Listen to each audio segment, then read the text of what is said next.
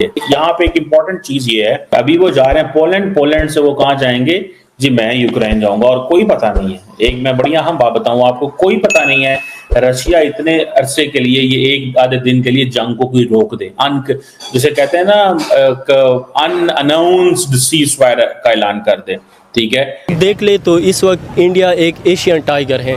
Asian tiger India, आप मानते हैं इस बात को? मैं इसको ओपनली मानता हूँ। इंडिया जो है वो इस वक्त जो थर्ड वर्ल्ड कंट्रीज में है उसमें इंडिया एशियन टाइगर है। अच्छा। और काफ़ी आगे रन कर। जब दुनिया की बड़ी इकोनॉमीज आपस में लड़ पड़ेंगी, वो अपनी इंडस्ट्री पे ध्यान ही नहीं देगी, वो जस्ट आपस में लड़ते रहेंगे, लड़ाई करते रहेंगे, तो सारा फायदा इंडिया का ही है। दुनिया में जितनी ज़्यादा सेल या जितनी ज़्यादा प्रोडक्शन का काम है वो इंडिया से जाएगा। खाने से लेके, पीने से लेके, कपड़े से लेके, जूते से लेके, हर ईच एंड एवरीथिंग। जब इतना ज़्यादा प्रॉफिट इंडिया को मिलेगा, ऊपर बात वो ये है कि इंडियन प्राइम मिनिस्टर मोदी जो हैं वो यूक्रेन जा रहे हैं इस वक्त, और ये जो है ये किसी ना किसी जगह जाके मुझे लगता है कि अभी खत्म हो जाएगा। ये जो इसकी ये एक दफा ये सीज फायर हो और अल्लाह करे जल्दी हो जाए। ये सॉफ्ट पावर की इस्तेमाल करके इमर्ज हो रही है, तो ये अच्छा होगा कि अगर कोई मुल्क किसी से आगे बढ़ना चाहता है तो वो सॉफ्ट पावर का इस्तेमाल करे।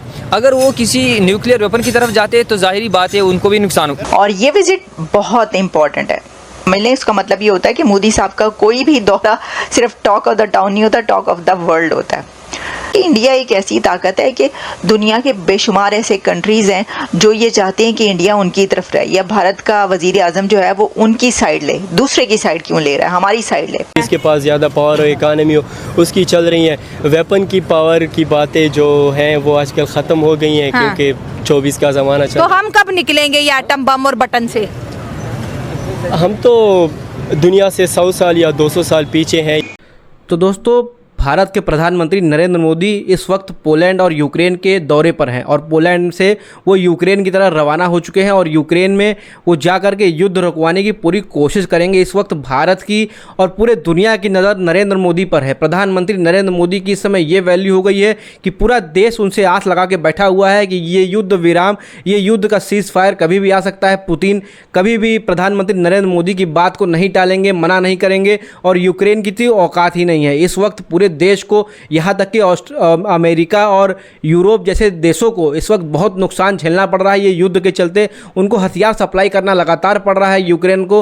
और दोस्तों, इस वक्त बहुत ज़रूरी है कि ये युद्ध रुक जाए। पूरे विश्व भर में इसका इम्पैक्ट देखने को हमको मिल रहा है। तो दोस्तों, इस बारे में पाकिस्तानी क्या बोल रहे हैं, क्यों रो रहे हैं, आइए देखते हैं वीडियो। और अगर आप हमारे चैनल पर नए हैं तो सबसे पहले चैनल को सब्सक्राइब कर लीजिएगा ताकि आप तक ऐसे वीडियोस हम लगातार पहुँचा पाएँ। आइए वीडियो देखते हैं दोस्तों और मिलते हैं आपसे वीडियो के एंड में। चलिए। कि वजीर आजम Narendra Modi Poland and Ukraine का दौरा कर रहे हैं, और मजे की बात यह है कि पिछले महीने ही तो अभी वो रशिया गए हुए थे। बहुत सारे दोस्तों का ये कहना है कि नरेंद्र मोदी इस पोजीशन में मौजूद हैं कि वो चाहें तो भारत एक ऐसा रोल अदा कर सकता है जिसमें यूक्रेन और जो रशिया के मामलात हैं वो करीब लाए जा सकते हैं। ये क्योंकि चाइना के पास वो रोल मौजूद नहीं है, क्योंकि अमेरिकन पसंद नहीं करेंगे, और गो के इस वक्त यूरोप के अंदर से बहुत सारी ऐसी आवाज़ें आ रही हैं, और वो आवाज़ें यही हैं कि हमें इस जंग को बंद करना चाहिए। यहाँ पे एक इम्पॉर्टेंट चीज़ ये है, अभी वो जा रहे हैं पोलैंड से वो कहाँ जाएंगे जी, मैं यूक्रेन जाऊँगा और कोई पता नहीं है। एक मैं बढ़िया हम बात बताऊँ आपको, कोई पता नहीं है रशिया इतने अरसे के लिए, ये एक आधे दिन के लिए जंग को कोई रोक दे, जिसे कहते हैं ना अनअनाउंस्ड सीज फायर का ऐलान कर दे। ठीक है, अनटिल एंड अनलेस के यूक्रेन की फोर्सेस उन पे हमला ना करें। और ये विजिट बहुत इंपॉर्टेंट है। आप ये समझ लें कि नरेंद्र मोदी साहब ने प्रेसिडेंट पुतिन को गले लगाने के बाद, उनको हक करने के बाद, अब वो ज़ेलेंस्की से मिलेंगे। तो आपको याद होगा कि मोदी साहब का जो दौरा था मॉस्को का, वो बहुत टॉक ऑफ द टाउन रहा। यानी टॉक ऑफ द टाउन जब हम कहते हैं तो आप समझ लें इसका मतलब ये होता है कि मोदी साहब का कोई भी दौरा सिर्फ टॉक ऑफ द टाउन नहीं होता, टॉक ऑफ द वर्ल्ड होता है। पूरी दुनिया से उस विज़िट पर बात की गई और बहुत उनका सक्सेसफुल विज़िट था वो। और क्या अब प्रेसिडेंट पुतिन उसको क्रिटिसाइज़ करेंगे? नहीं, मुझे ऐसा नहीं लगता कि पुतिन इसको क्रिटिसाइज़ करेंगे, क्योंकि उनको पहले से पता है कि उन्होंने उधर जाना है। और वो इस तरह की नज़र भी नहीं आता उनकी तरफ से कि वो ऐसा कोई काम करेंगे। लेकिन ज़ेलेंस्की की तरफ से हमें कई बार ऐसा नज़र आया है कि वो थोड़े से इनसिक्योर भी हो जाते हैं, और हो सकता है कि वो भी होता है ना कि आप कहते हैं कि भाई ये बंदा तो मेरा, या ये कंट्री के साथ मेरे भी रिलेशंस हैं, तो मेरे जो दुश्मन है उसके पास क्यों गया। लेकिन ये होता रहा। इससे हमें ये भी नज़र आता है कि इंडिया एक ऐसी ताकत है कि दुनिया के बेशुमार ऐसे कंट्रीज़ हैं जो ये चाहते हैं कि इंडिया उनकी तरफ रहे, या भारत का वज़ीर आज़म जो है वो उनकी साइड ले, दूसरे की साइड क्यों ले रहा है, हमारी साइड ले। देखिए ना, अगर कोई आपका दुश्मन होता है तो वो अपने दुश्मन के लिए तो आप ऐसा नहीं सोचते ना, कभी भी नहीं सोचेंगे कि भाई मेरा दुश्मन जो मेरी साइड ले। नहीं, एक ऐसे कंट्री के बारे में ये सोचा जा सकता है कि जो दरमियान में मौजूद हो, जो जिसके ऊपर ये ना हो कि ये उसकी साइड लेगा तो मेरी साइड नहीं लेगा। तो यही वजह है कि हमें कंट्रीज़ के बीच इस तरह की कन्फ्रंटेशन नज़र आती है, जिसमें ये कोशिश की जाती है कि भारत को अपनी तरफ खींचा जाए। अच्छा, अब आप ये देखें कि ये जो शतरंज की बिसात है जियोपॉलिटिक्स की, इसके ऊपर इंडिया और मोदी साहब कैसे ज़बरदस्त तरीके से खेल रहे हैं, अपनी चालें चल रहे हैं। बड़े लेवल का लीडर जिसकी बात दुनिया सुनती हो, जिससे दुनिया बात करती हो, और जो एक ऐसा स्टेटस रखता हो कि वो किसी को कोई बात कहना चाहे तो धड़ल्ले से कह सके।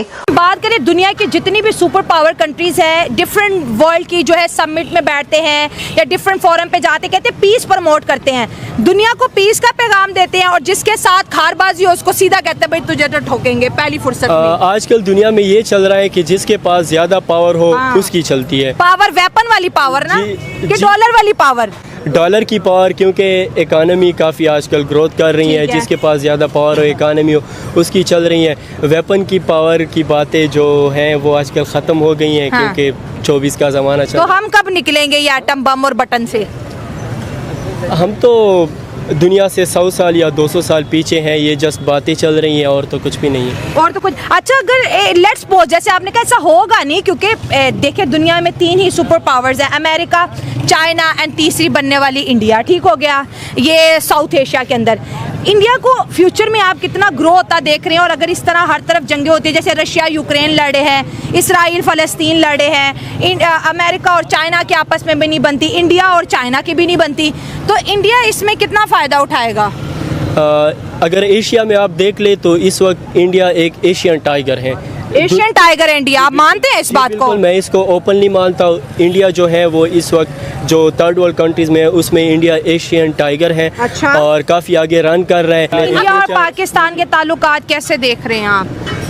इंडिया पाकिस्तान के ताल्लुकात के बारे में तो मैं ये कह सकता हूँ कि अगर पाकिस्तान में कुछ पीसफुल पार्टीज़ आए और इंडिया में, तो इंशाल्लाह हमारे ताल्लुकात अच्छे हो सकते हैं। और मैं इंडिया को एक दुश्मन नहीं समझता। मैं चाहता हूँ, समझना भी नहीं चाहिए भाई, पड़ोसियों को क्यों दुश्मन समझे? क्योंकि अगर आप अमेरिका को देके, आप फ्रांस को देके, आप इंग्लैंड को देके, आप चाइना को देके, आप रशिया को देके, यूरोप के अंदर की लड़ाइयाँ देख लें, आप किसी भी स्टेट को देके, सारे बड़े कंट्रीज हैं वो अपने दुश्मनों, अपने नाइबर को दुश्मन नहीं समझते। एक पाकिस्तान है, एक तरफ हमने अफगानिस्तान को दुश्मन बनाया है, तो दूसरी तरफ ईरान को बनाया है, एक तरफ इंडिया को बनाया है। हर तरफ से हमने खुद के लिए मसले खड़े किए हैं। अगर आप इसे देखे जाए ना, आप लोगों को पता होगा कि एक हार्ड पावर है, एक सॉफ्ट पावर होती है। तो अभी अगर हम इंडिया की उसमें देखें तो वो सॉफ्ट पावर इस्तेमाल करके इमर्ज हो रही है। का दावा है कि हम तीसरी टर्म में वर्ल्ड की 3rd बड़ी पावर होंगे। तो अब अगर इस तरह की दुनिया की पॉलिटिक्स में चेंज आ रहा है तो इंडिया की तो बात पूरी हो रही है। जी जी, अभी वो लड़ाई में नहीं है किसी के साथ। जी,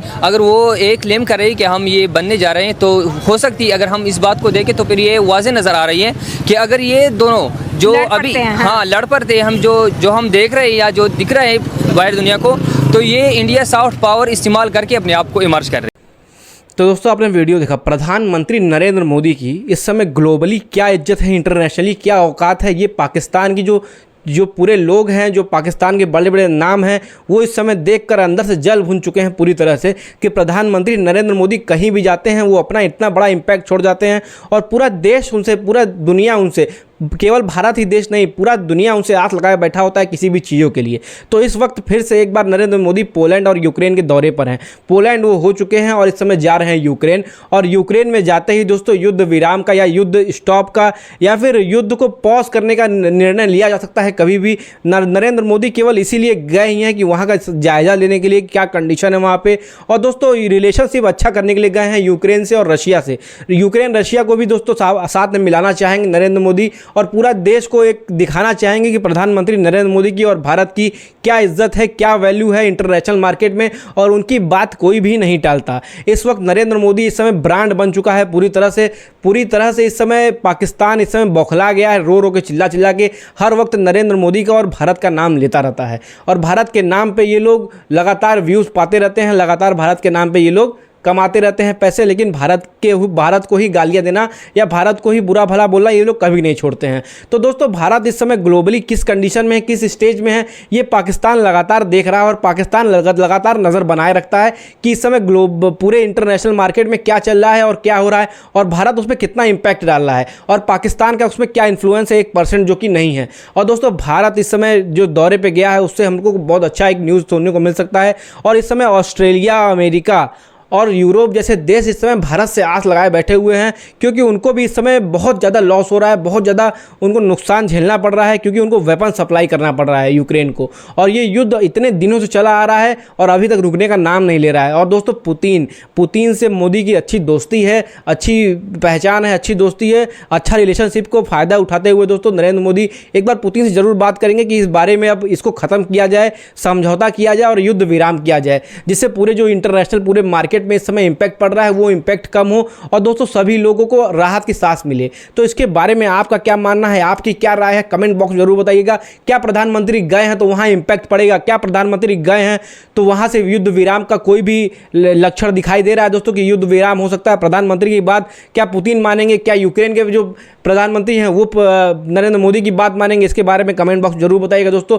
मिलते हैं नेक्स्ट वीडियो में, तब तक के लिए जय हिंद।